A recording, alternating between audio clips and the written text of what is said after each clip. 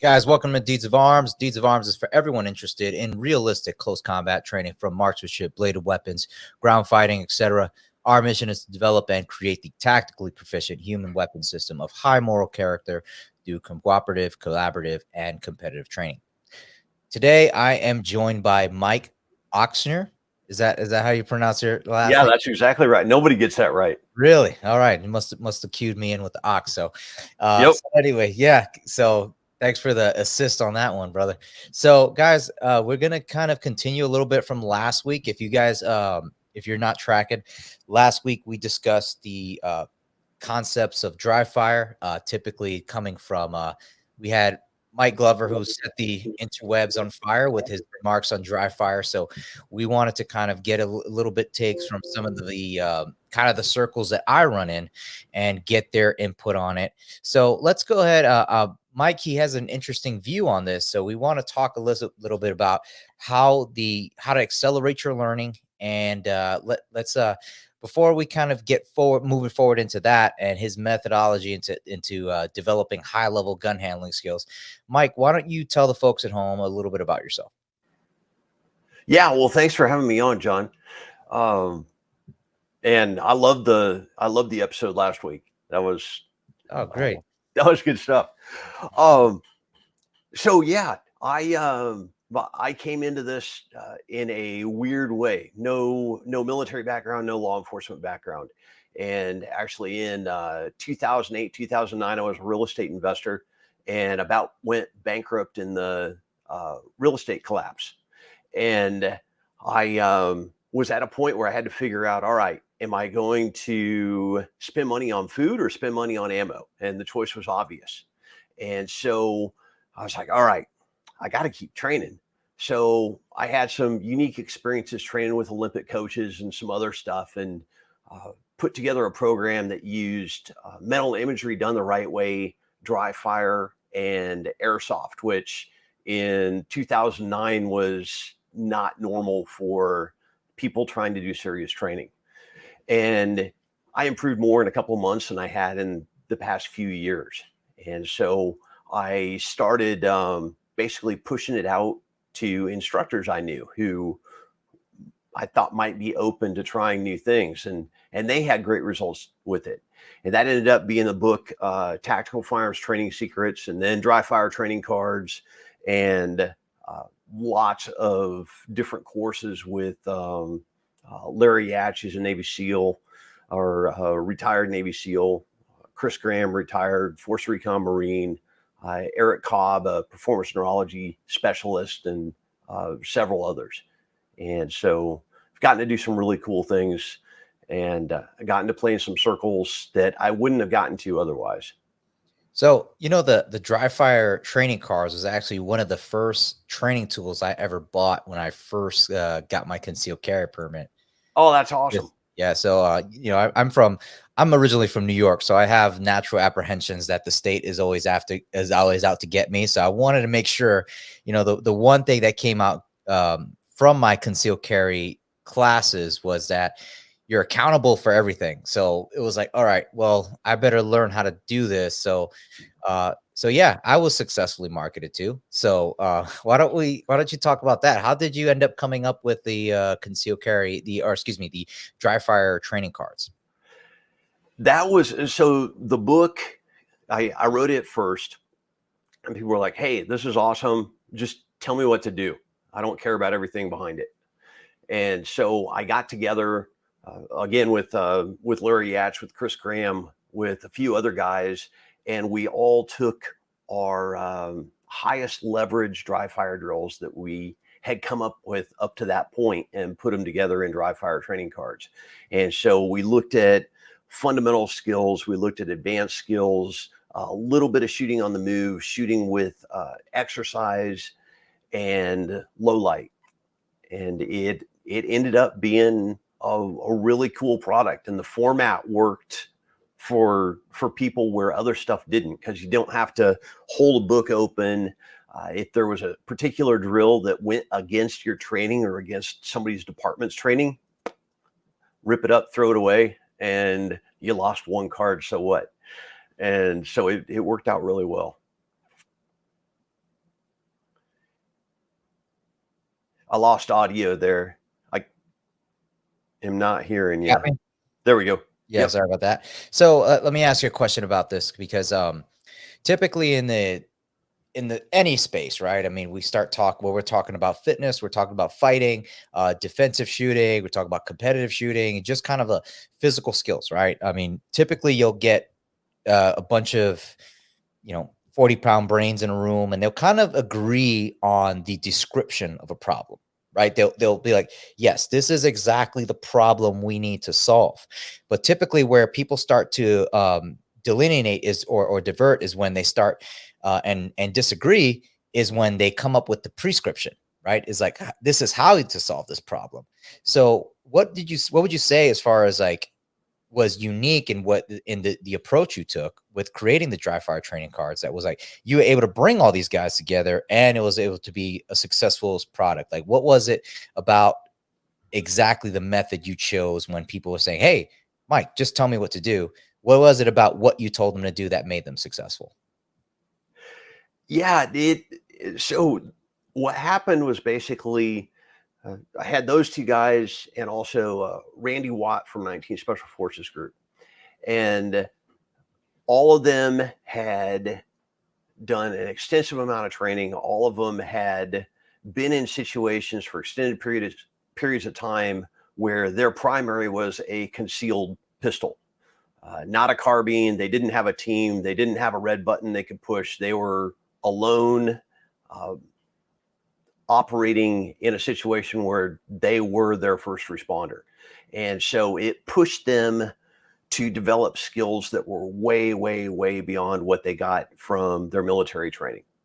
Because the majority of military training, there's definitely small arms training and definitely individual small arms training, but a huge, huge portion of it relies on technology and on group tactics. It's not so much a guy in a city on his own as much as a team of guys going and accomplishing a mission. So they had to figure things out, like I said, on their own. And because they were all looking for basically the same answer, they kind of all came to similar conclusions independent of each other. And when I started talking to them individually, it was like, hey, you know what? I've heard this story before. And so we just combined ideas and the deck was born. Nice. Okay. So I got a video to play for you. I mean, we talked a little bit about it before we started the show. It's kind of been exactly what kind of started all this, right? As far as the conversation of proper training methodologies for gun handling skills, whether you're taught what the various contexts. So let me go ahead and play this for you. I hear everybody talk about dry firing, and it aggravates the crap out of me because the idea with dry firing, for example, without the right equipment, will set you up only for failure. So that made a lot of people upset because the idea of using special equipment, but obviously we're talking about the right now just the dry fire training card. So how do you feel about that statement as far as needing special equipment or being set up for failure in dry fire without special equipment? Yeah, well, to start with, I'd say I know Mike. I don't know him real well. Good guy, and I'm kind of surprised that he said that. But so with that being said, there are parts of that I agree with. I don't think you necessarily need expensive equipment. The biggest thing that you need to do is know how you are compromising with your training and train around it. Because all training that we do, unless we're using live rounds against an opponent who's trying to kill us, is compromise in one way or another. And what we need to do is figure out, okay, how is what I'm doing compromising, and how do I fill in that gap that I created with that compromise? So I'll give you an example. One of the early classes I went to was with DOE security guy who ran the rails. And what he told me to do was every night sit on my couch, and while I was watching TV, just hold my pistol between my legs and rack and press and rack and press and rack and press and do it at least 500 times a night. And that kind of training is what a lot of people think of as dry fire, and it's almost worthless because the brain is not engaged, it's not paying attention. You've got huge chunks of the brain that need to be involved in a high stress situation that are either checked out or focused on TV. And what you end up with is creating a separate neural pathway for dry fire than for live fire. And so you can do all those reps and you can get really, really good at dry fire, but I don't know anyone who wants to get good at dry fire. People do dry fire to get good at live fire. And so what you need to do is confuse the brain so that it thinks that what you're doing in dry fire carries over 100% to live fire. And there are definitely tools and systems and gear that you can use to help make that more effective, but there's ways to train around it also.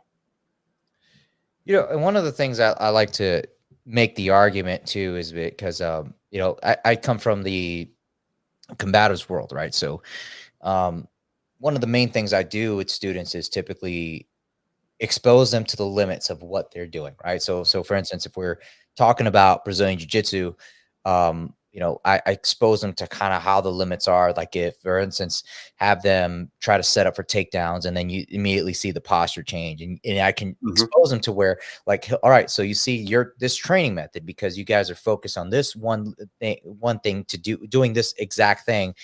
You guys are essentially playing within the rules of the game because there's an agreement, right? So I think every training method, regardless of how good it is, has limits.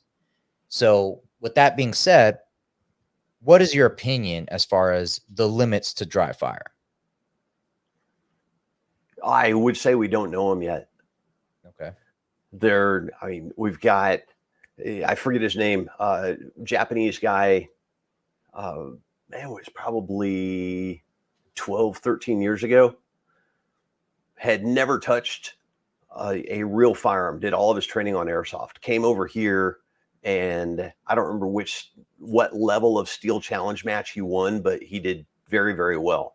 And there's been numerous people since then who have gone from doing majority dry fire work to very high performance with live fire. Stress shooting lab in Minneapolis that I used to work with, they're closed now, but Larry Gatch was one of the guys that started that up. And they could predictably get guys up to the point. Well, let me back up. So they ran immersive scenarios in a big warehouse. And they could get somebody who had never touched a firearm before performing at the same level as current special operations personnel who were cycling through and doing training there in 300 rounds or less of live fire. Interesting. And they did it consistently. And they did it with a mix of, this was average numbers, but 80% dry fire, 10% live fire, and 10% stress inoculation, primarily using force on force. Okay. And so they were building the skills with dry fire where you're way, way less likely to develop bad habits, where you're way more likely to have the right neurotransmitters floating around in the brain, and where you can build skills way, way quicker. And then they would transition over to live fire and immediately prove out what they'd just done in dry fire. And then they did a phenomenal amount of micro force on force all the way up to fully immersive force on force scenario training. And so that took it from dry fire to live fire to proving it out against a resistant opponent. Okay. So with that in mind, let's talk a little bit about your book. I mean, you sent me your book, Real World Gunfight Training. Yeah.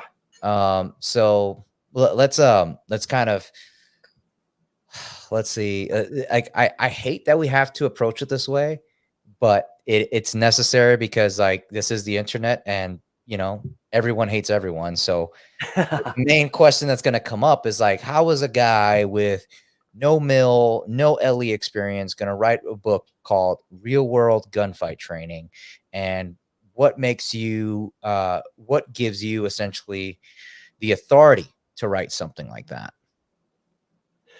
Yeah, that's a great question.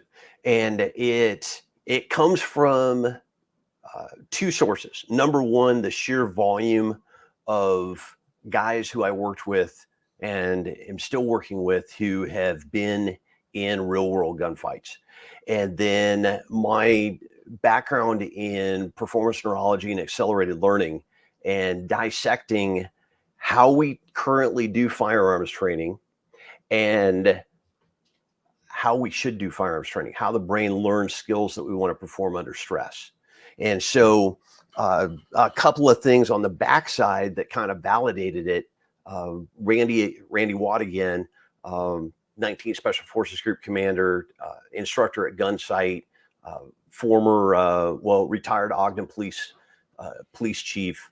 He called it the best book on firearms training in existence.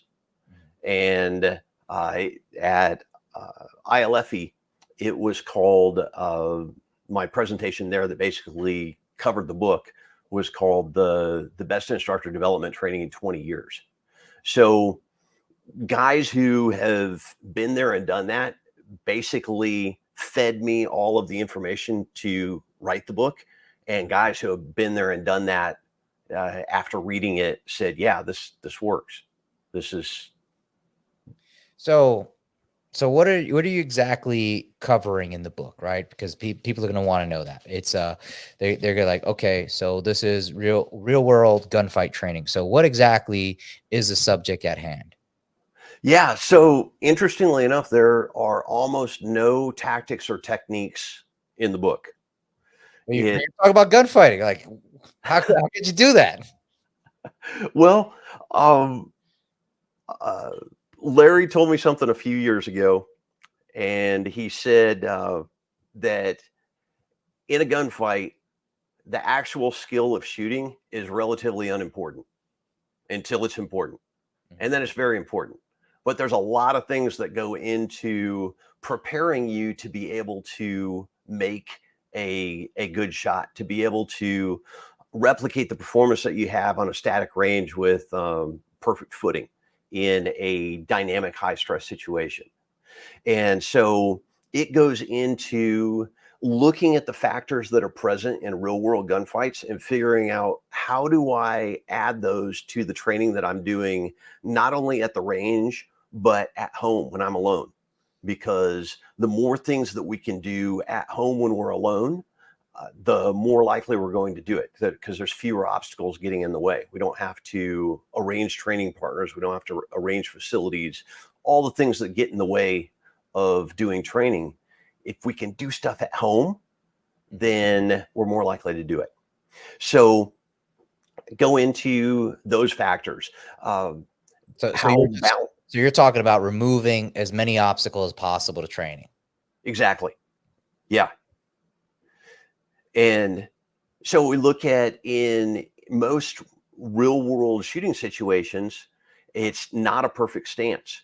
And so we go into dynamic balance and dynamic vision quite a bit, because the way that we see when we're moving or when we're tracking a moving target is different than when we're static and our target is static. Our vision is completely different when we're experiencing a balance challenge than when we're not, when we're completely stable. And so it goes into, all right, how do we make our vision better? How do we make our balance better? How do we improve our hand-eye coordination and foot-eye coordination so that we can be looking off to the side and sprinting to cover and still make hits and not trip and fall and kill or hurt ourselves that way? And so it goes into several things like that. Multiple opponents, multiple attackers, getting fast, accurate first hits on target.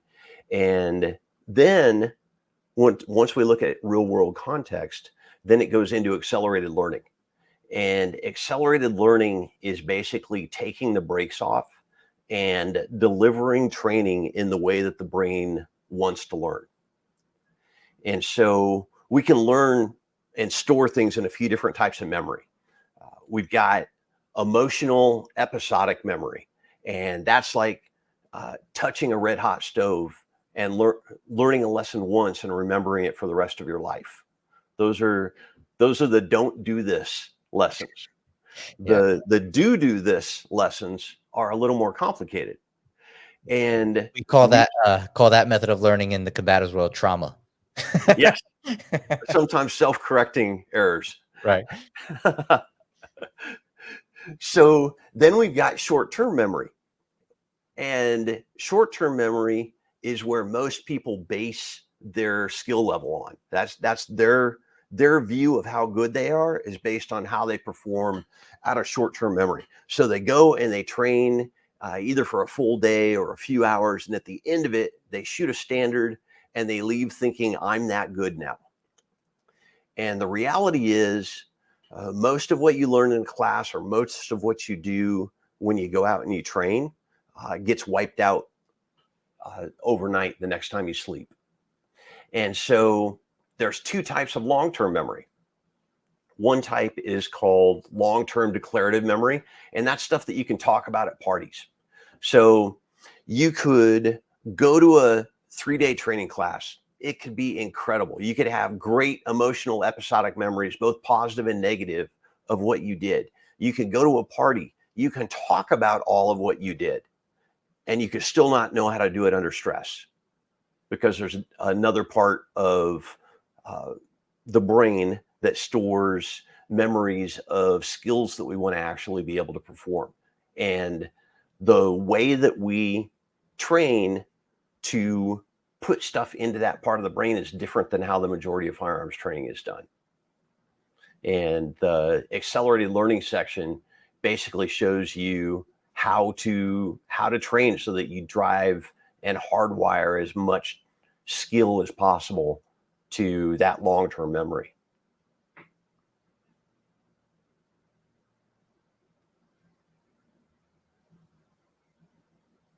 Did I lose you, John?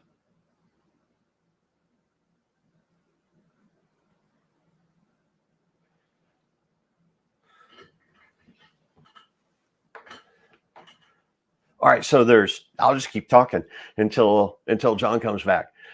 So we've got context, we've got accelerated learning, and then we've got stress modulation. And stress modulation has two parts to it. Number one is, do we know a skill? Have we inoculated our skill to stress? In other words, have we performed it under greater and greater levels of skill?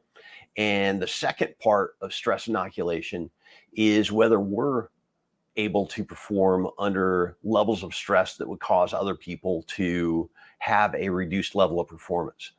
And there's a process for both of those. And we go into those. I'm not sure if this is live or not. I am going to try and find John. If it is live, I apologize.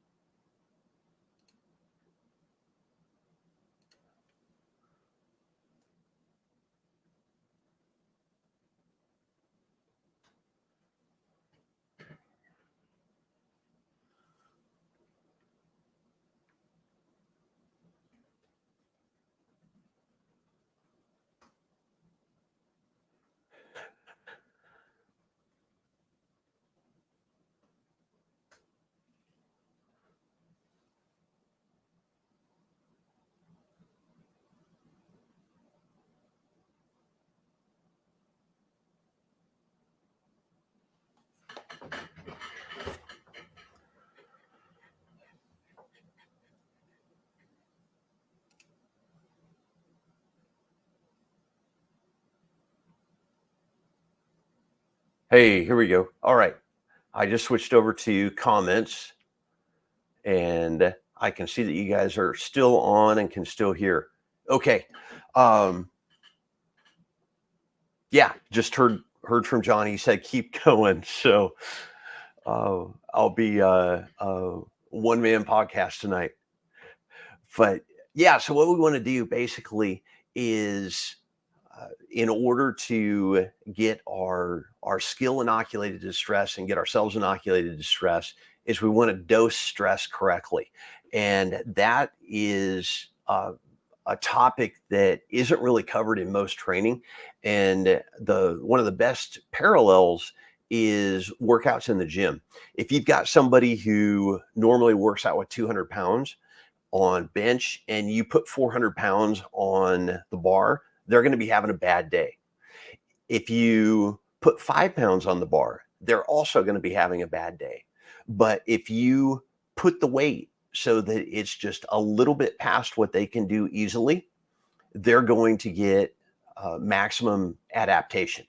And that's what we want with our training. We want to constantly make it stretch us just a little bit, not be overwhelming to where we are creating an aversion, not to be so unstressful that the brain can check out, but we want it at that optimal level where we create adaptation with the training that we're doing. One of the biggest things that we can do to accelerate the learning process, switching gears a little bit, is to switch from doing high volume brute force training. Hey, John.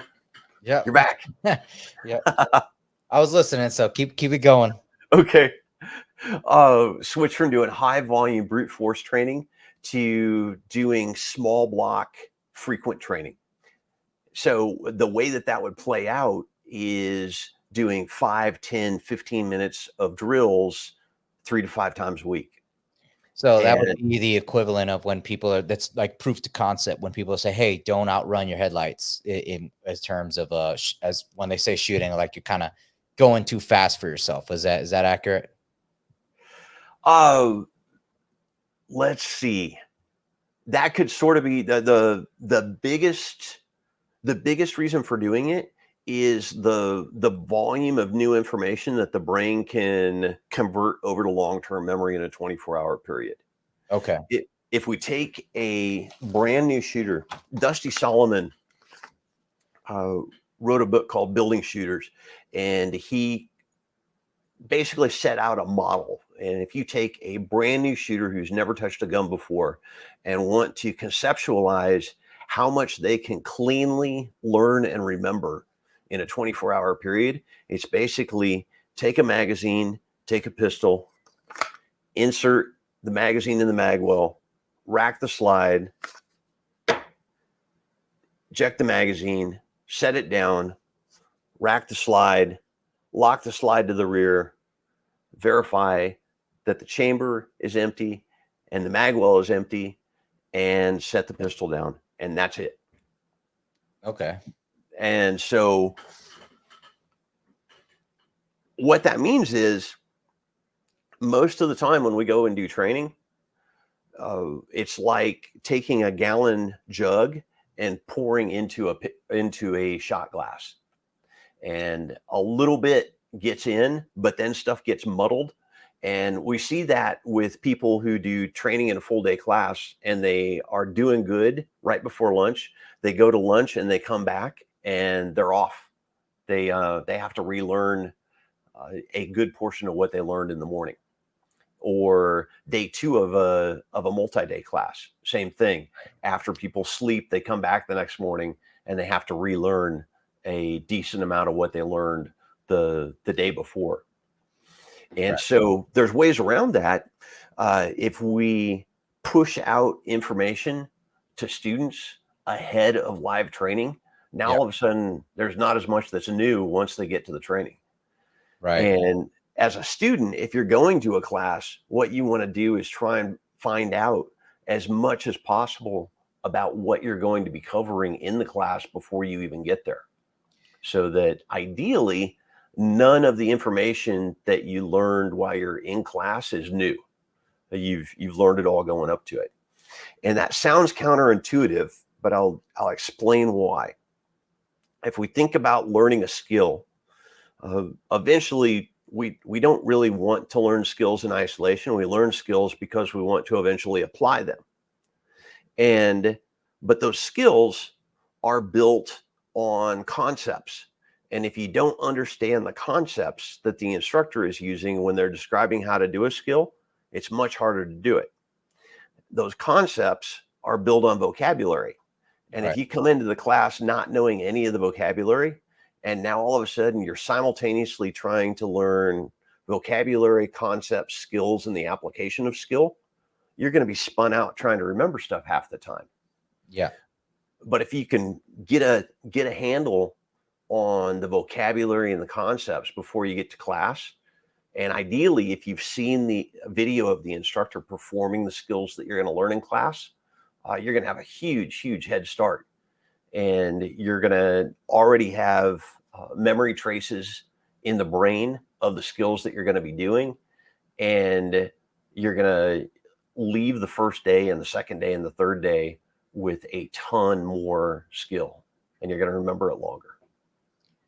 Right. Okay. So, yeah. So a couple things stick out to mind. The first thing is like, it's like, one of the pet peeves of mine is teaching tactics and skills at the same time.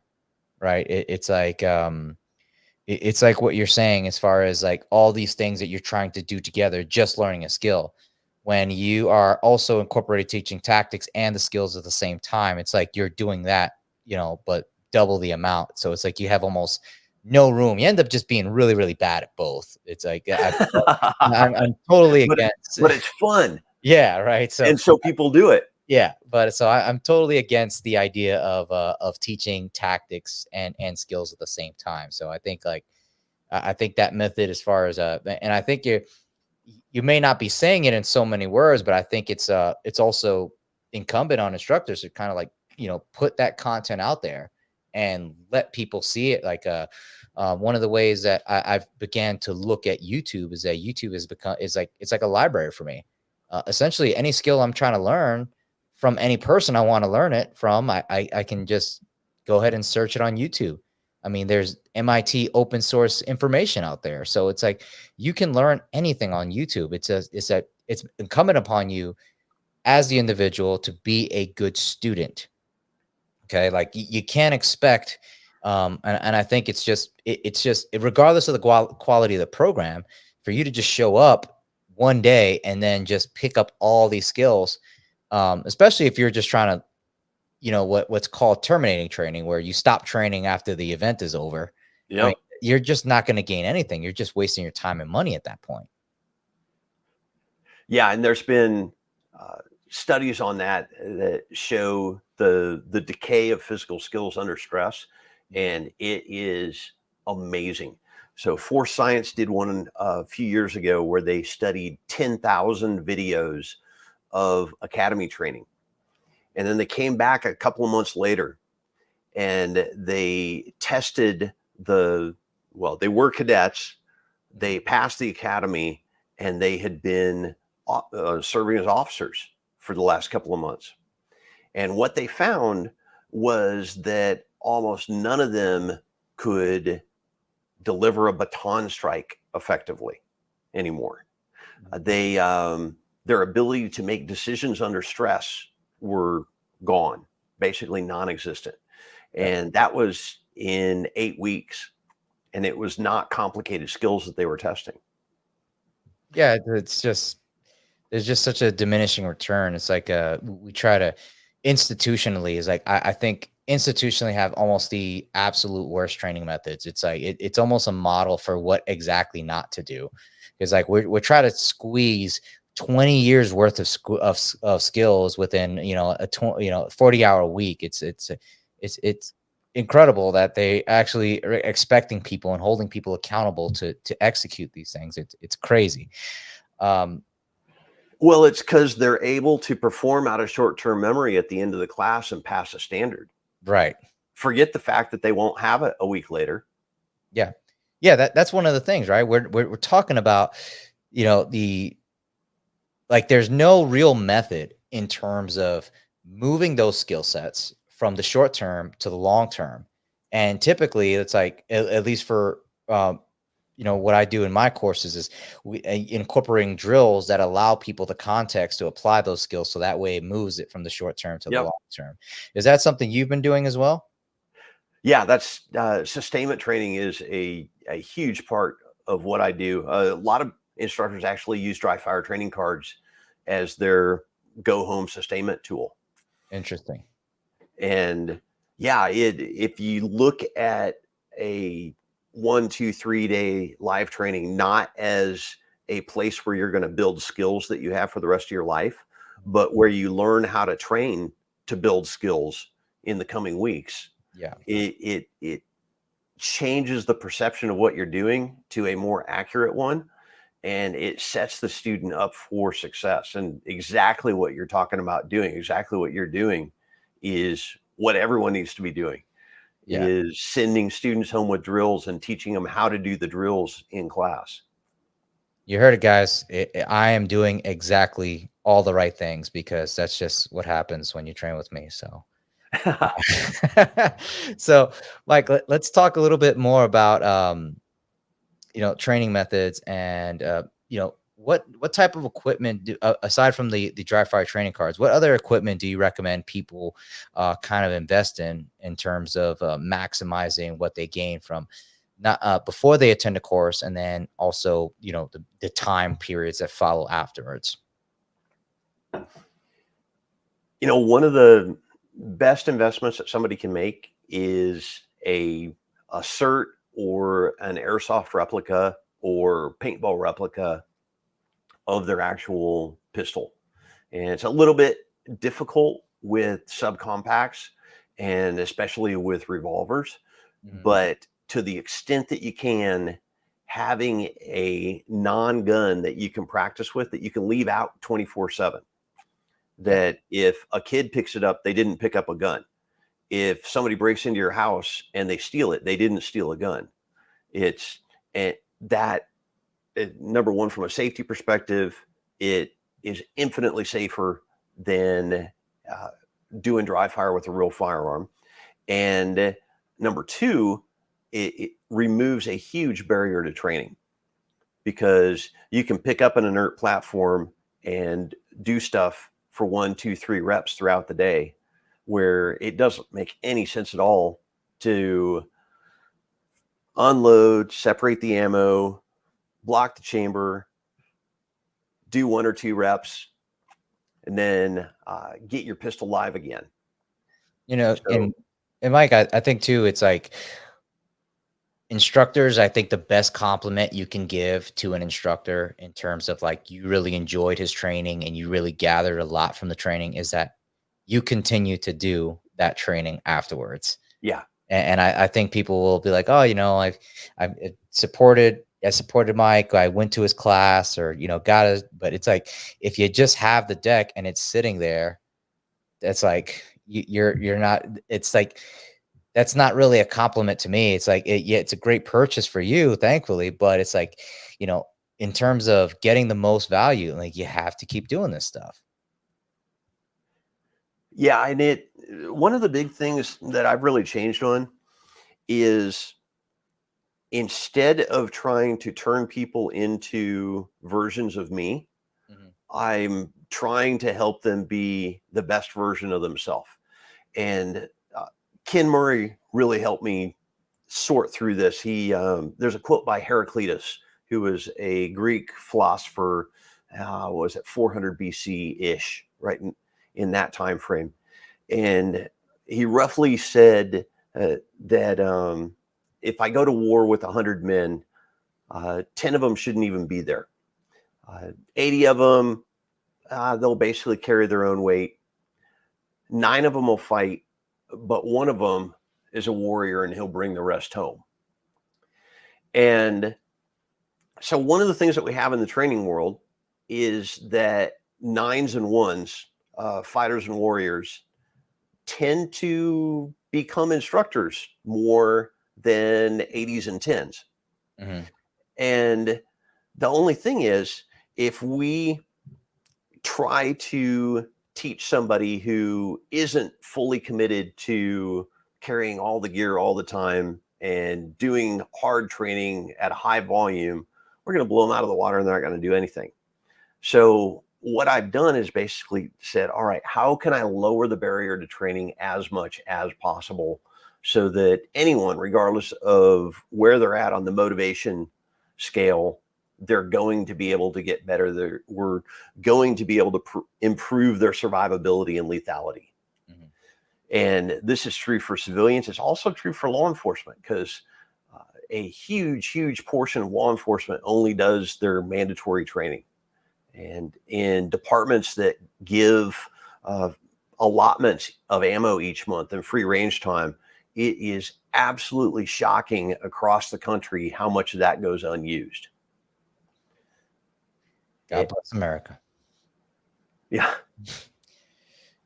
So let me ask you, because this is going to be it's an interesting question. So as a consumer, and I think and also for instructors, what is kind of the ideal length for an entry level class? I mean, there's a lot of different classes out there.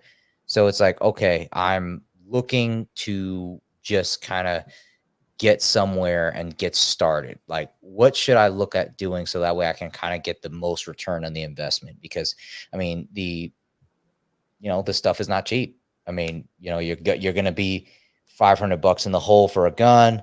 You're going to get, if you're getting a quality holster, it's going to be at least $80. You're getting a belt, or unless you get an Enigma, but that's like a $200 purchase right there. If you invest in, the way it should be ran.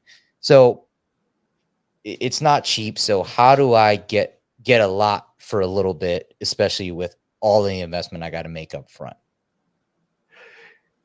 I've had a fairly controversial opinion on this for a few years, and it's amusing to me because it's actually starting to become cool. Okay. And I thoroughly believe that the first gun that somebody should buy, the gun that they shoot with the most, and the gun that they never sell, is an 8-shot 22 long rifle revolver. Oh man, I can see why that's controversial. Yeah. Yeah. And I think there's been some huge developments in 22 ammo in the last few years. Mhm. And the fact is, for most encounters that most civilians are going to get into, the 22 is probably going to do a pretty darn good job. And this, as you lean towards, or as you look at the shooter who hasn't put in a ton of time, who isn't incredibly comfortable with recoil, who doesn't have a perfect grip, who isn't putting in a lot of reps, the advantage goes up from there.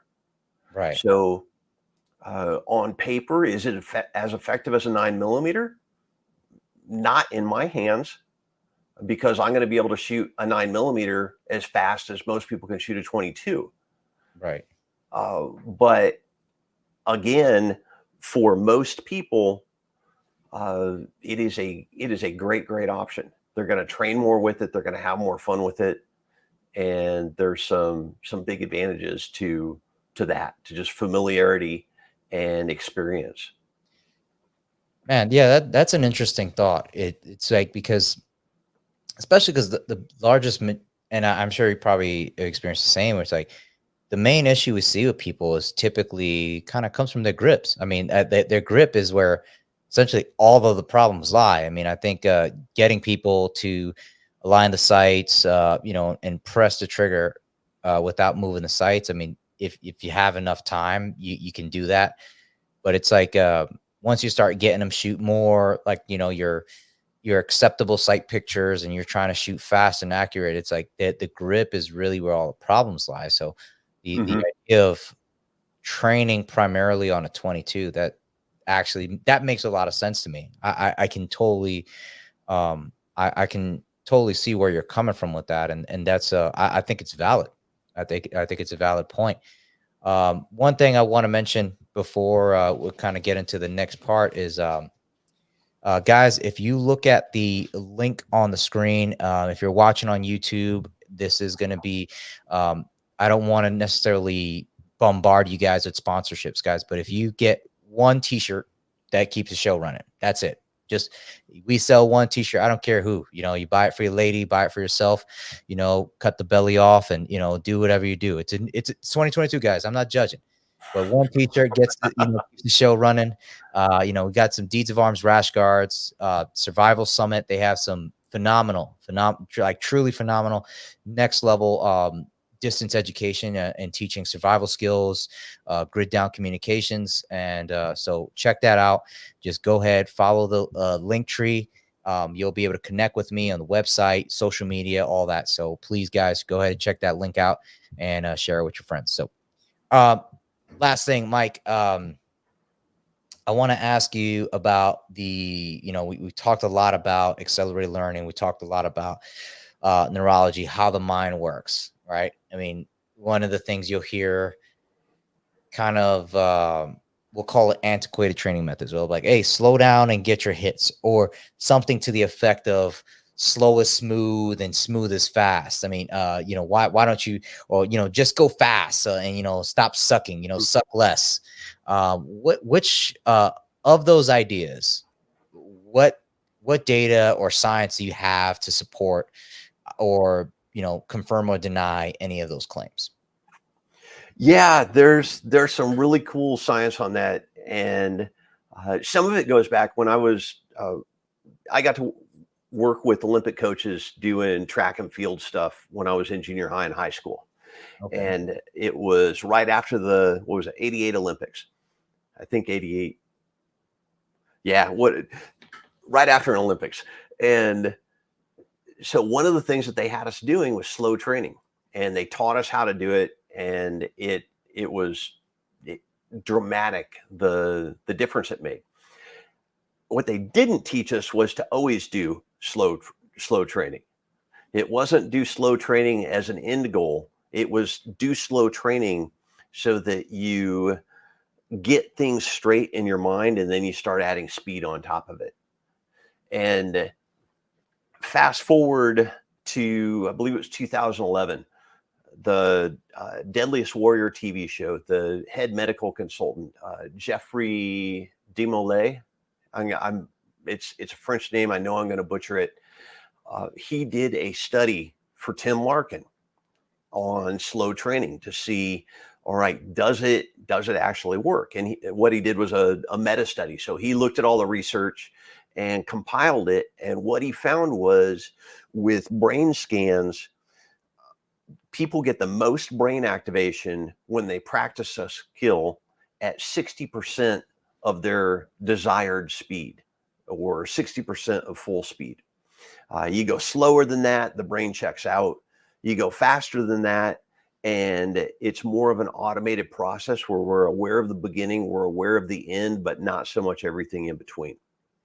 And so one of the things that I recommend is that people do a good chunk of their training at slow speed.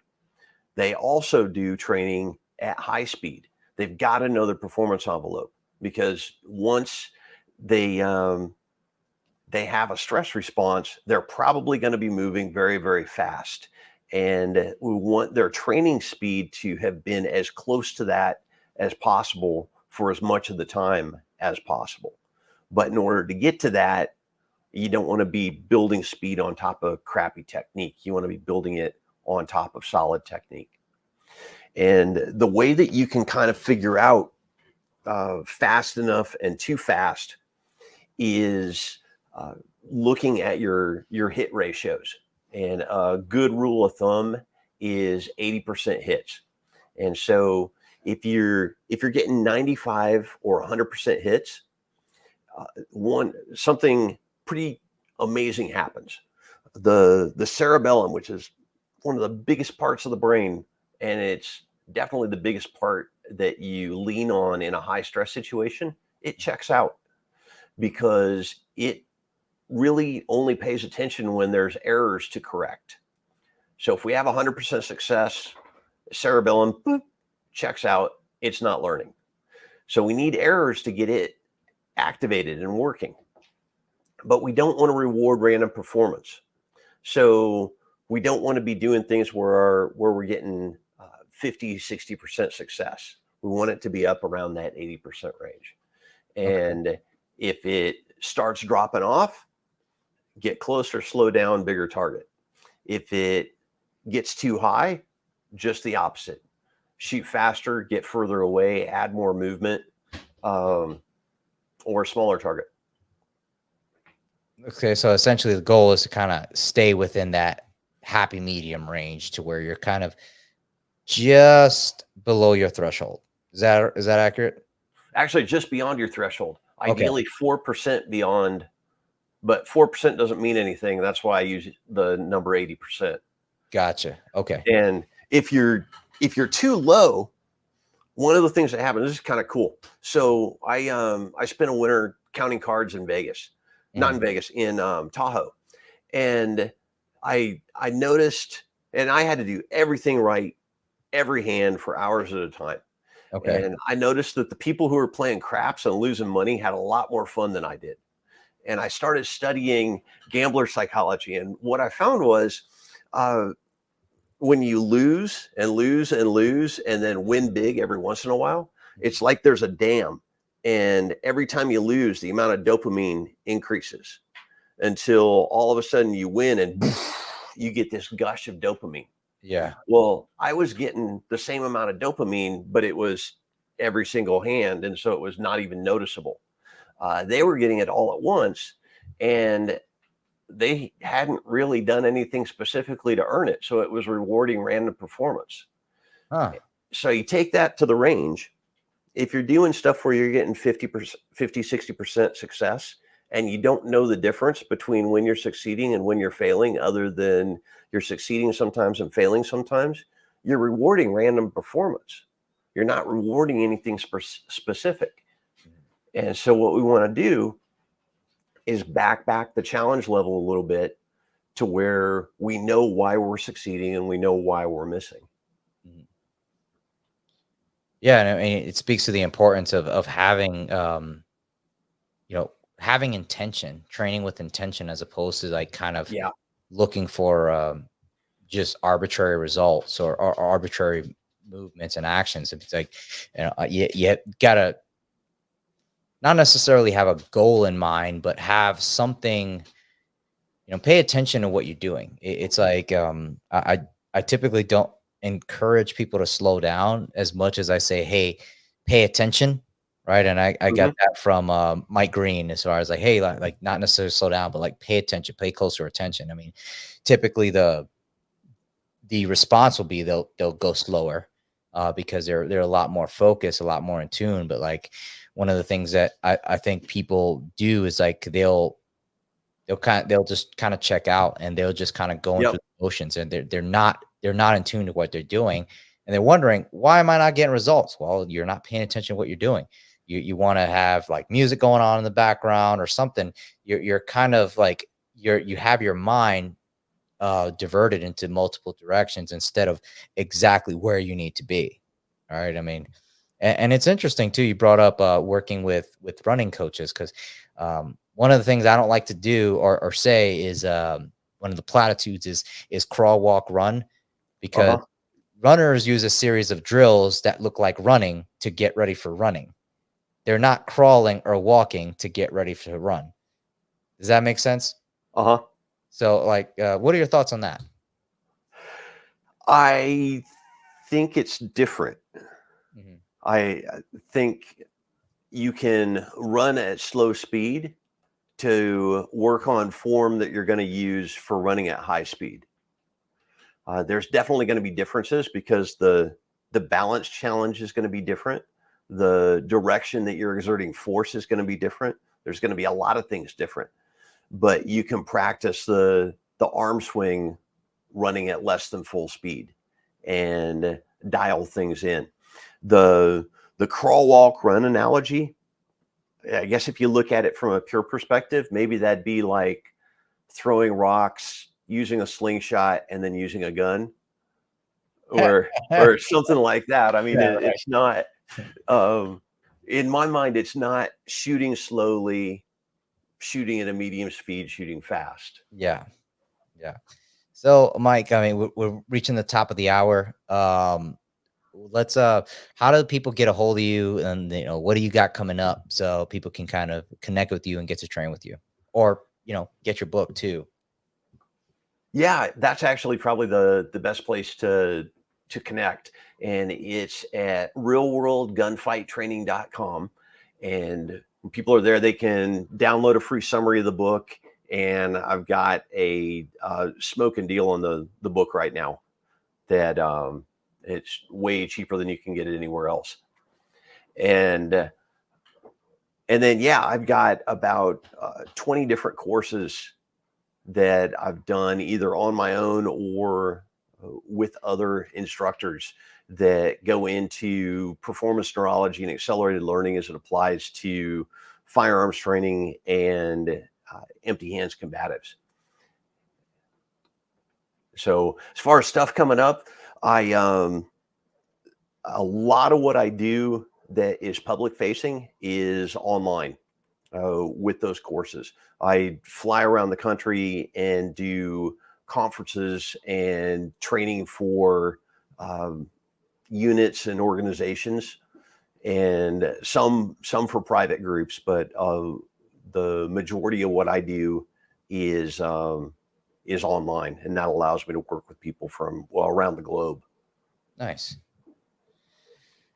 All right, guys, thank you for tuning in. I'm going to be uploading this episode on YouTube. We have a YouTube channel for Deeds of Arms. We'll be getting more stuff on there. So Deeds of Arms is going to be purely for full length episodes. As far as clips, that's going to be on my personal channel.